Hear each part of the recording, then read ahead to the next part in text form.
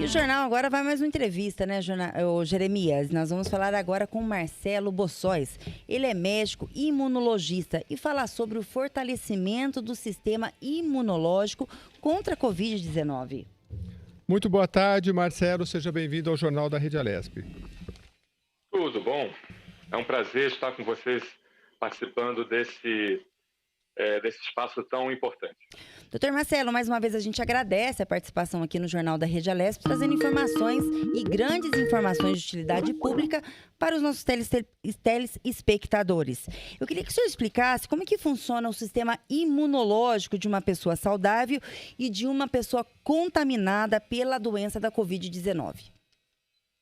É verdade. A primeira coisa que a gente tem que observar é que boa parte dos pacientes que pegam a Covid-19 são assintomáticos.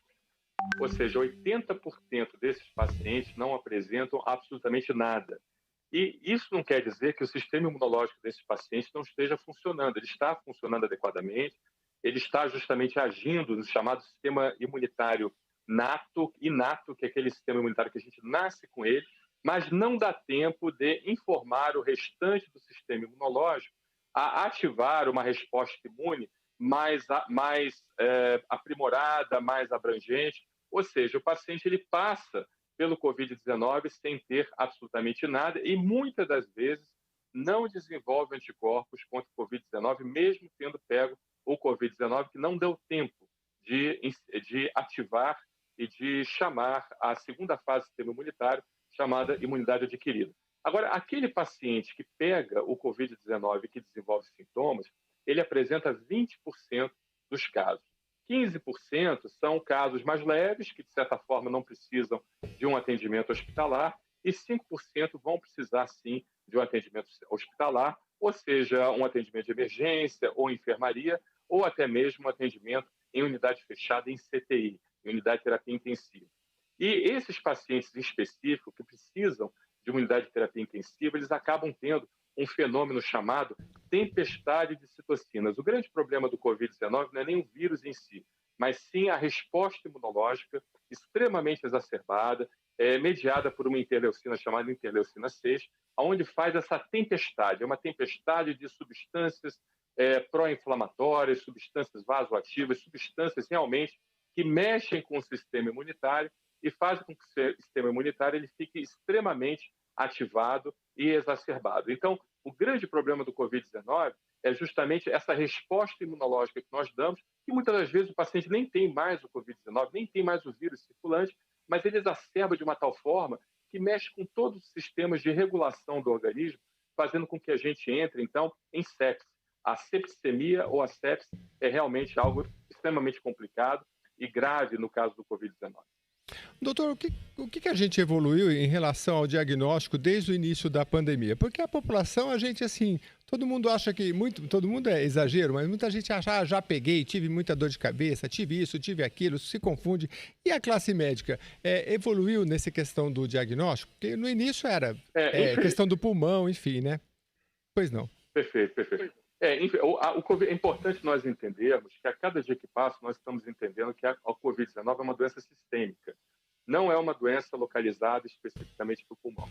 O Covid-19 atinge o corpo inteiro do paciente.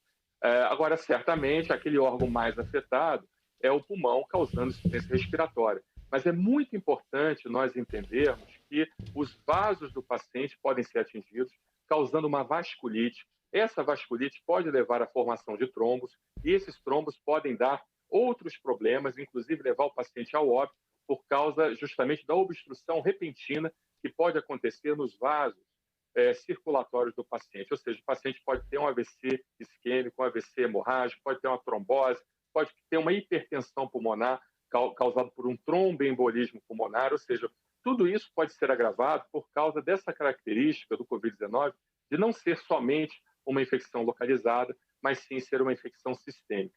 E é importante notar que os testes ainda que nós temos disponíveis são aqueles testes realmente como o RT-PCR, que é o teste do suave, onde a gente tenta detectar a presença do Covid-19 pelo menos até 7 dias do início dos sintomas. A gente tem também o teste da produção dos anticorpos, os anticorpos da classe IgG, anticorpos da classe IgM, onde vê doença em atividade, os anticorpos totais. E, mais recentemente, saiu um teste nos Estados Unidos, onde eu faço parte de um grupo de pesquisa que é ligado a uma universidade canadense, que também trabalha com esse teste, que é a detecção do Covid-19 através de uma técnica chamada CRISPR. Essa técnica CRISPR ganhou recentemente o Prêmio Nobel de Química.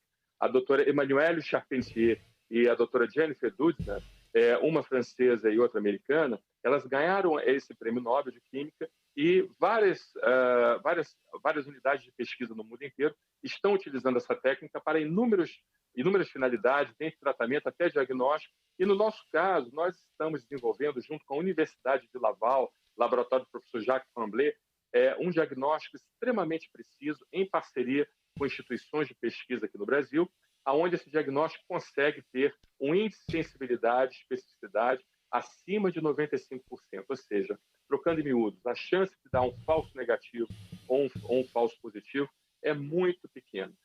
E o mais importante é que ele consegue fazer o diagnóstico horas após o contágio e por uma simples secreção de saliva. Ou seja, você colhe a saliva do paciente, o paciente tem suspeita, frequentou uma aglomeração, você colhe a saliva do paciente e, através da colheita dessa saliva, você consegue, então, fazer o diagnóstico horas após o contágio. Então, é algo realmente que pode revolucionar a conduta da Covid-19. Mas, por enquanto, ainda comercialmente, nós temos disponível somente o exame do RT-PCR e também a detecção dos anticorpos específicos da classe IgG, IgM e os anticorpos totais. Doutor Marcelo, uma pessoa infectada pela Covid-19 que durante a quarentena se verificou que ela teve um pedaço do pulmão afetado pelo coronavírus, após esse período de quarentena, ela pode voltar a ter uma vida social normal ou ainda vai necessitar de alguns cuidados? Existem ainda algumas dúvidas em relação à capacidade de transmissão do coronavírus após o processo infeccioso. É muito importante nós deixarmos claro, né? A princípio, o que nós pensamos é que o paciente pega o Covid-19 e ele não vai desenvolver, pelo menos, uma nova doença para aquela cepa. Mas existem alguns estudos que demonstram que o Covid-19 pode ficar em estado de latência do organismo, ou seja, mesmo aquele que você pegou, e você ter novamente a doença e novamente infectar outras pessoas. Da importância da vacinação, da importância de todos nós termos o máximo de proteção possível. Agora, em relação ao paciente que pegou a infecção pulmonar, ele pode ter algumas sequelas, né? Há alguns pacientes que ficam com sequelas, com fibrose pulmonares, com bronquiectasias, com situações realmente que mexem com a função pulmonar a curto, médio e longo prazo. Então, é algo que o paciente realmente precisa observar com muita atenção e carinho em relação a isso, buscando o seu médico pneumologista para que ele possa, então, conduzir da melhor forma e evitar o máximo de sequelas possível. Aliás, falando em pulmão, doutor, esse dia o médico falou para mim, pneumologista, pulmão não dói. É isso mesmo? Porque a gente tem os sintomas principais, por exemplo, a tosse é um sintoma do pulmão, mas a dor em si não. Exatamente, não é só o pulmão. Todos os nossos órgãos não doem por dentro. Por isso nós temos as cápsulas que cobrem ele, né? Papai do céu fez muito bem nossos órgãos, ou seja, ele criou uma cápsula.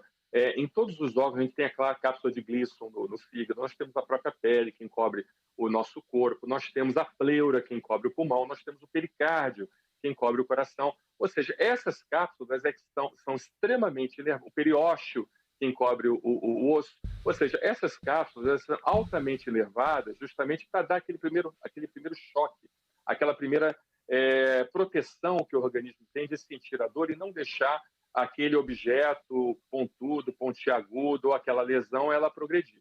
Então, a partir do momento que ela progride, ela não dói mais, entende?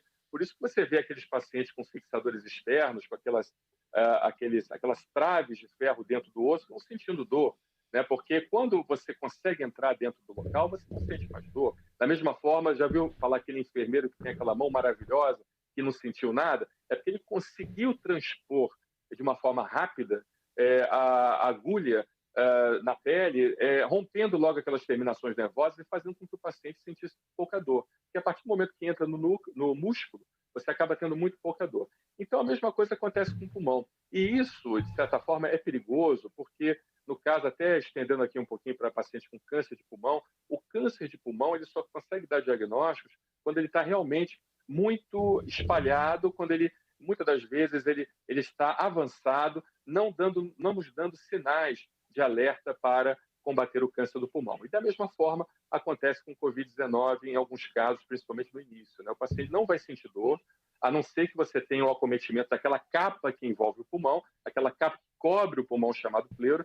Então, se você não tiver um envolvimento da pleura, você não vai sentir dor, você simplesmente vai ter sintomas como tosse, como falta de ar eventualmente, mas é importante também relatar que o Covid-19, em específico, ele só causa falta de ar quando boa parte do pulmão está acometido, né? É a chamada dispneia, até um nome assim técnico estranho, chamado dispneia feliz, ou seja, o paciente ele tem hipóxia, perdão, dispneia não, hipóxia feliz, ou seja, ele tem aquela diminuição da captação de oxigênio, mas ao mesmo tempo ele não consegue ter falta de ar, ele não consegue ter aquela sensação de que o ar está faltando. Então, é por isso que o Covid-19 é extremamente traiçoeiro e a recomendação é que o paciente busque, ao primeiro sintoma de suspeita de Covid-19, busque o atendimento médico, faça a testagem.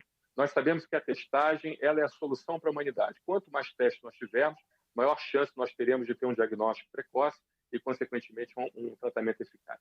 Doutor, em relação ao teste, nós já trouxemos especialistas aqui que disseram que o teste, o melhor é aquele do Cotonete, o senhor acabou de citar o nome, só que me parece que é do quarto ao PCR, né? Do quarto dia ao sétimo, salvo engano, né? Só que ele determina exatamente nesse período se você está ou não. Aquele outro que você faz no braço, e tem o da farmácia, então os especialistas descartam de cara, né? Mas esse do braço que a gente faz, que é que se retira o sangue, ele pode, conforme o senhor colocou o IgG, IgA, enfim, detectar se a gente já teve. Ele é confiável? Então, a gente precisa entender que o teste ele é importante de acordo com o tempo de evolução.